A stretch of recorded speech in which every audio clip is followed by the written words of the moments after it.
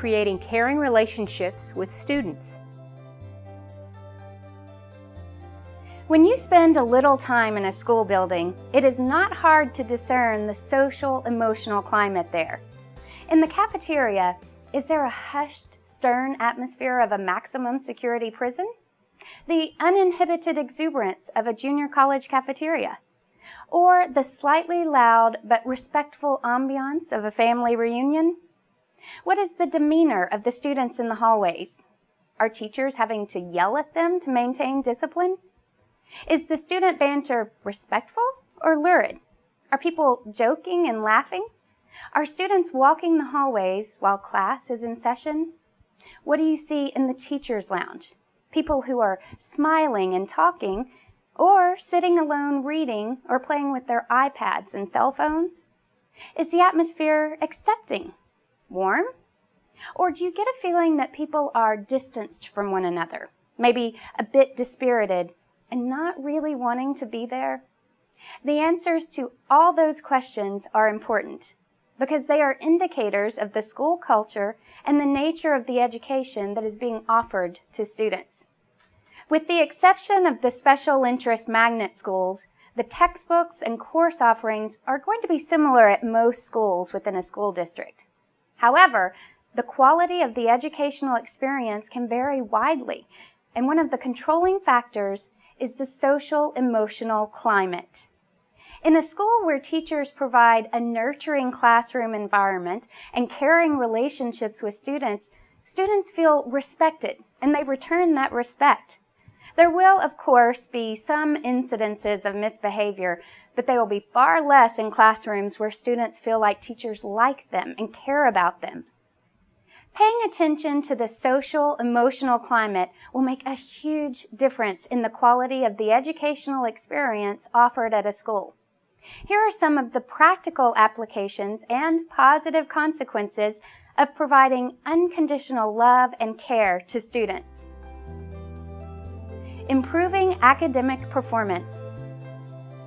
Dr. Wanda Bamberg, superintendent at highly regarded Aldine ISD in Houston, Texas, once said, "If we want the grades and test scores to go up, I am convinced that helping teachers learn how to relate to students is at least as important as helping them learn how to teach the curriculum." If there is an adversarial relationship between a student and a teacher, the student will fight the instruction of that teacher all year long. Even if the teacher has a brilliant grasp of the curriculum and ability to share it, it will make little difference in the student's willingness to learn if he feels that the teacher does not like him. On the other hand, if there is a positive, caring relationship between a student and a teacher, the student will work hard to please that teacher, even if it is the most demanding teacher at the school. Educational gurus, Drs. William Glasser and Ruby Payne, both concur that no true learning takes place in the classroom unless there is a nurturing relationship between the teacher and the student. Schools that are serious about academic improvement place continual emphasis upon enhancing the quality of teacher-student relationships. Reducing the dropout rate. Steve Amstutz, principal of Houston ISD's Lee High School, was quoted as saying, "Most kids who drop out do so because nobody knows them. Nobody knew they were gone. Nobody's given them the pat on the back, the kick in the pants, the encouragement, or the support." Dr. William Pollack, author of Real Boys' Voices, quotes a Mindo study. If a child has one adult at school with whom he or she has a caring relationship, it reduces that child's chances of dropping out of school by 97%. Why would a child want to be in an environment where nobody seems to want him or care about him? If the American educational system is to pay more than mere lip service to correcting the pervasive dropout problem, then teachers are going to have to pay attention to the social, emotional needs of all students on campus, not just the ones who are popular and easy to notice and like. The goal is for every student to have at least one teacher who knows and greets the student by name and that the student believes cares about her. Ensuring better attendance.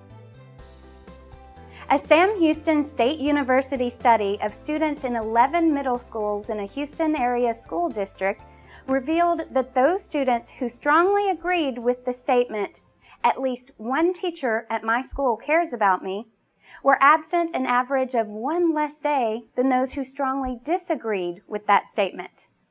Everyone likes to be around people that they think like them. Teachers should capitalize upon this knowledge while creating the social, emotional climate on their campus. Students will attend schools where they think teachers care about them. Decreasing the incidences of misbehavior. That same Sam Houston State study compared two student groups: students who felt that a teacher likes and cares about them, and students who did not feel that a teacher likes and cares about them. The study revealed a 23.6% decrease in the rate of misbehavior incidents among students who felt that at least one teacher likes them and cares about them. Kids will take pleasure in frustrating a cranky teacher and will be more careful to not misbehave or disappoint the expectations of a teacher with whom they have a caring relationship. Diminishing the possibility of gang activity. The former leader of the infamous Crips gang in Los Angeles addressed a conference of parents and educators at the White House. He said, "If a young person does not get unconditional love and acceptance at home, he will seek it on the streets.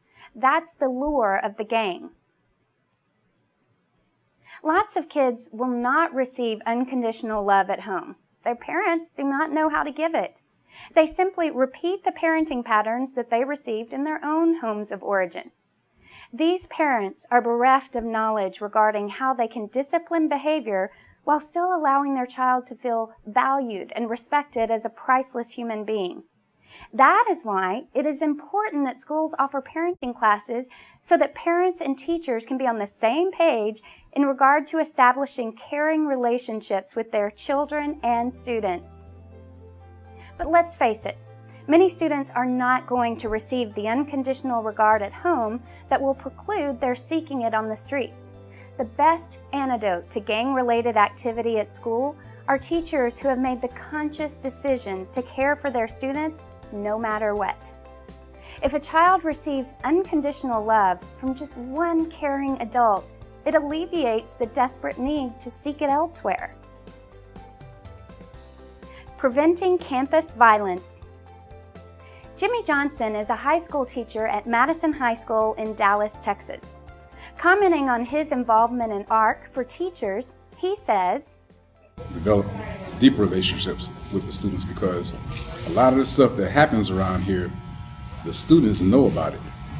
And I've developed some relationships where they'll come and confide in me and let me know so we can diffuse situations before they even get out of hand. And that's a plus, building relationships like that with the kids."